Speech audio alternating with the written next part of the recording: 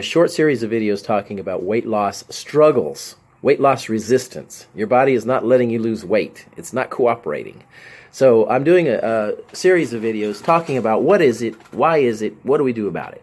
So this is video number 3. I'm going to be talking, this is probably the most interesting one for everybody, so share this one if you would, because we're getting into the common causes of weight loss resistance.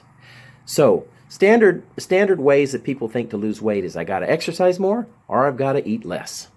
So some form of exercise or change my diet or less food.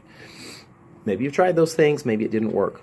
I wanted to say if those are not working, then it's got to be one of these other things.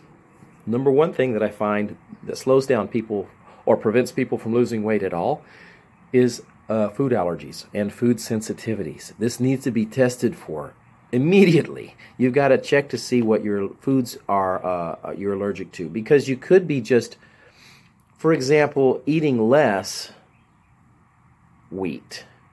But if you're allergic to wheat, it's going to cause some hormone imbalances and slow down your progress with losing weight. So you can't eat less wheat. You can't eat half a sandwich. You've got to avoid wheat. You can't say, well, I'm going to try to eat fat-free ice cream. That's a good idea. I understand the logic of it, but you can't eat fat-free ice cream and get results if you have a milk allergy.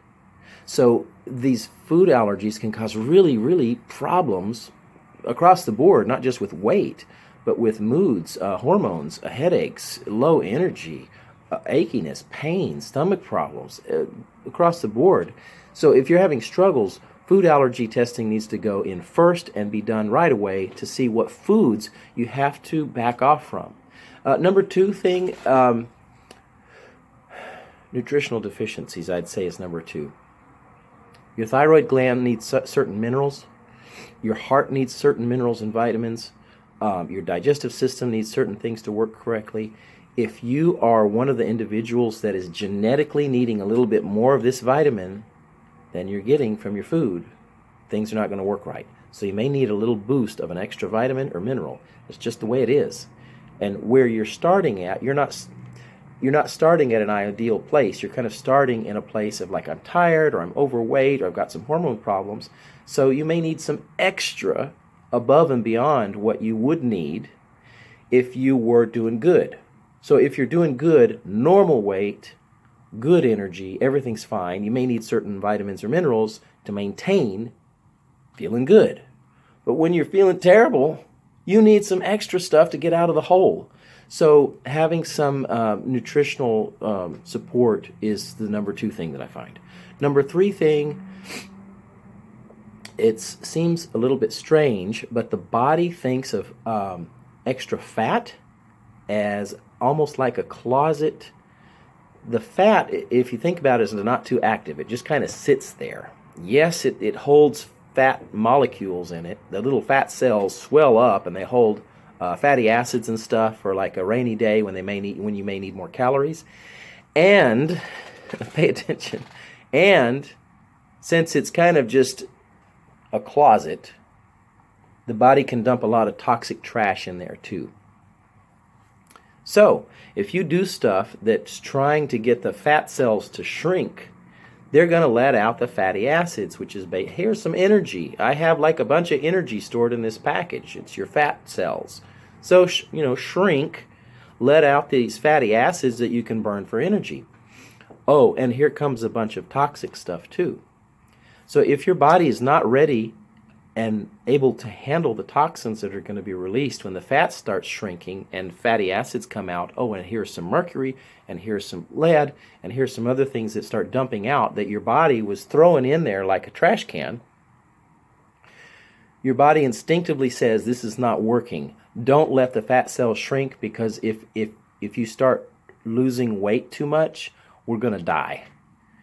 So your body controls this process and says, do not let any more fat loss happen, because when the fat loss happens, toxins start being released, liver and kidneys can't handle it. Whew. So that's something that might be happening.